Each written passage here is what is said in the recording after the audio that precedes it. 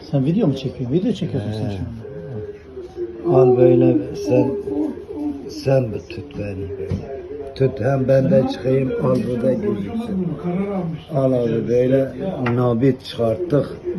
Al nabiti al ikinci nabiti. Var daha şeyler de var. Şey yapamıyoruz. Ah buyurun. Nabittir bu.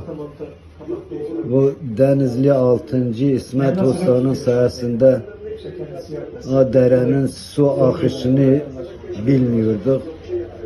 İsmet Usta bizi öğretti. Ya şimdi böyle nabitleri çıkarıyoruz. Suna dereye gittiği zaman su nasıl akıyor? Sular nasıl geliyor? Altın nereye bırakıyor? Denizli 6.